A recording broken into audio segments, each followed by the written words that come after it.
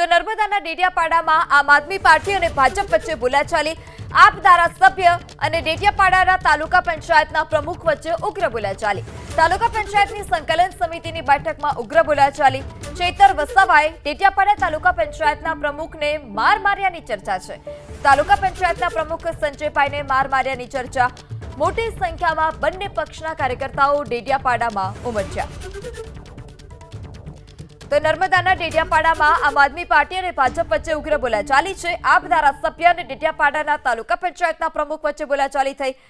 તાલુકા પંચાયતની સંકલન સમિતિની બેઠકમાં ઉગ્ર બોલાચાલી થઈ અને આ સાથે જ ધારાસભ્ય ચેતર વસાવાએ ડેડિયાપાડા તાલુકા પંચાયતના પ્રમુખને માર માર્યાની ચર્ચા છે।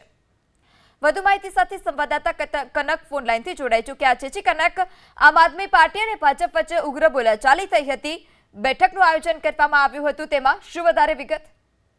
ખાસ કરીને આપણે જણાવી દઉં કે ડેડિયાપાડા ખાતે આજે એક તાલુકા સંકલનની બેઠક મળી હતી। એમાં ધારાસભ્ય ચેતર વસાવા અને ડેડિયાપાડા તાલુકા પંચાયતના પ્રમુખ સંજય વસાવા અને અન્ય રાજકીય આગેવાનો અને ડેડિયાપાડાના સાગબારાના તાલુકા વિકાસ અધિકારીઓની ઉપસ્થિતિમાં મીટિંગ યોજાઈ હતી, જેમાં ચેતર વસાવા અને ડેડિયાપાડા તાલુકા પંચાયતના પ્રમુખ વચ્ચે ઉગ્ર બોલાચાલી થઈ હતી। અને જે પગલે સૂત્રોમાંથી જે માહિતી મળી રહી છે તે મુજબ ધારાસભ્ય ચેતર વસાવાએ તાલુકા પંચાયતના પ્રમુખ સંજય વસાવાને 2 થી 3 લાફા માર્યા હોવાની વાતની ચર્ચાઓએ જોર પકડ્યું છે। આ મામલે પોલીસ ફરિયાદ કરવાના ચક્રો ગતિમાન થઈ રહ્યા છે। જી કનક, તો જે પ્રમાણે સંજયભાઈને માર મારવાનો આરોપ છે, સંજયભાઈ તરફથી કોઈ પ્રતિક્રિયા આપવામાં આવી છે ખરી? તરફથી હાલ કોઈ પ્રતિક્રિયા આપવામાં આવી નથી, પણ ભાજપના આગેવાન મનસુખ વસાવા, જિલ્લા ભાજપ પ્રમુખ દિલ રાવ સહિતના રાજકીય આગેવાનો છે, જિલ્લા સંગઠનના હોદ્દેદારો છે, ડેડિયાપાડા ખાતે પહોંચી રહ્યા છે। જી કનકસિંહ, સમગ્ર માહિતી બદલ આભાર। તો મોટી સંખ્યામાં બંને પક્ષના કાર્યકર્તાઓ ડેડિયાપાડા ખાતે ઉમટ્યા છે। તાલુકા પંચાયતના પ્રમુખ સંજયભાઈને માર માર્યાની ચર્ચા છે। ચેતર વસાવા કે જેઓએ તાલુકા પંચાયતના પ્રમુખને માર માર્યાની ચર્ચા છે। તાપીની સંકલન સમિતિની બેઠક યોજાઈ હતી, જેમાં તાલુકા વિકાસ અધિકારી પણ હાજર હતા। વધુ માહિતી સાથે આમ આદમી પાર્ટીના ધારાસભ્ય ચેતર વસાવા પણ આપણી સાથે જોડાયા છે ફોન લાઈનથી। જી ચેતરભાઈ, જે પ્રકારે આપ પર આરોપ લાગ્યો છે માર માર્યાનો, શું વધારે વિગત આપે વાસ્તવમાં તેઓને માર માર્યો છે ખરી? આજે પ્રાંત અધિકારી શ્રીની ચેમ્બરમાં એટીવીટી જે રકમ આવે છે, વર્ષ 2025-26 ના એટીવીટી યોજનાની જોગવાઈના મળનાર રકમનું આયોજનની મીટિંગ હતી।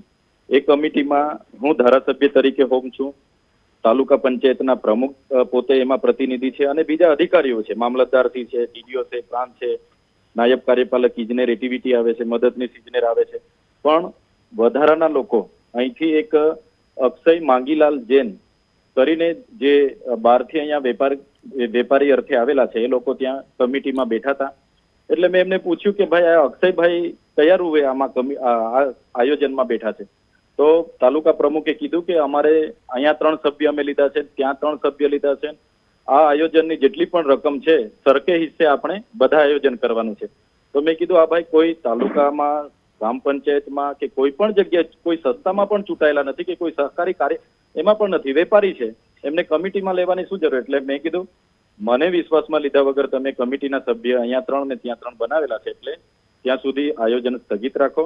કલેક્ટર સાહેબ સાથે બેસી અમે નવા સમિતિના સભ્ય સર્વાનુમતે મંજૂર કરીને જણાવીશું, પછી આપણે આયોજન કરીશું। ત્યારે પ્રમુખ શ્રી ઉગ્ર થઈને એમણે બોલાચાલી કરી છે અને અમારી સરકાર છે, અમારા સભ્ય છે, બધાનું આયોજન લેવું પડશે। એટલે કોઈ પણ વ્યક્તિ આ વિસ્તારમાં બહારથી ધંધાના અર્થે આવે અને આદિવાસીઓના બજેટ પર તરફ મારે એ અમે ક્યારે ચલાવવાના નથી। એટલે કોઈ મારામારી નથી થઈ, પણ અમારે એમની સાથે બોલાચાલી ઉગ્ર થયેલી છે।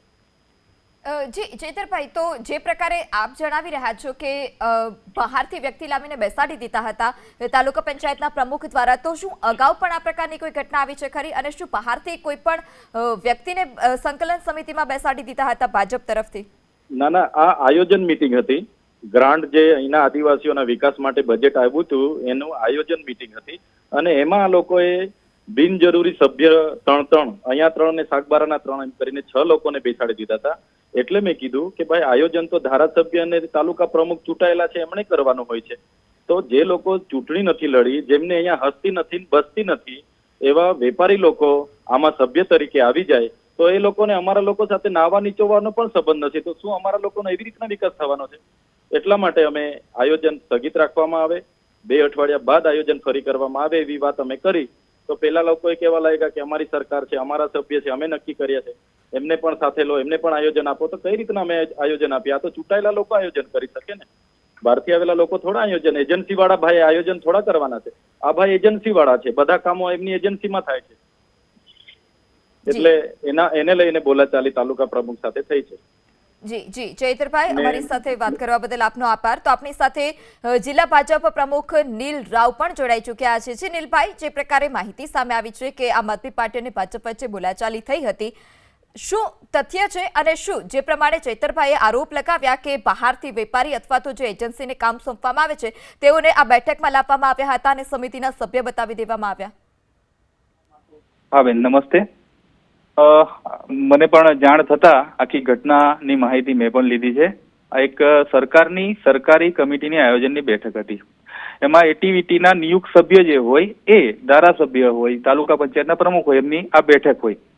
હવે જે સભ્ય તરીકે જેમની નિમણૂક સરકારમાંથી થઈ હોય એ લોકો મિટિંગમાં બેઠા હોય અને એનો વાંધો એમને ઉઠાવ્યો.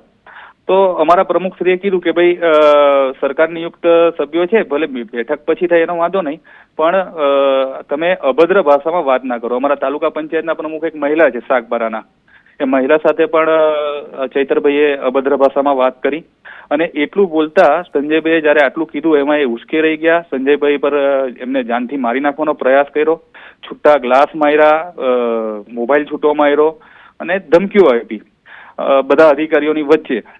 તો જે રીતના ચૈતરભાઈ કોઈ પોલિટિકલ પાર્ટીના લીડર છે એ પ્રમાણે અમારા પણ તાલુકા પંચાયતના પ્રમુખને એ સમાજનું કામ કરે છે અને જે સરકારના નિયમ પ્રમાણે કામ થતું હોય એ થાય.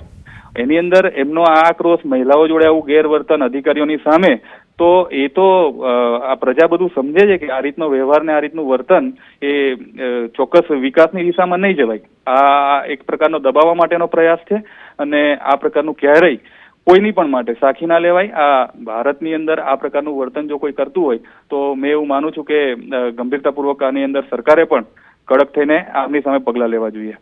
નીલભાઈ, જે પ્રમાણે આપ કહી રહ્યા છો કે ચૈતરભાઈએ ધાકધમકી પણ આપી છે, અપશબ્દોનો ઉપયોગ પણ કર્યો છે અને મહિલા સાથે ગેરવર્તન કરી છે, તો આ મહિલા કોણ હતા અને આ અંગે આપ ફરિયાદ નોંધાવશો ખરી?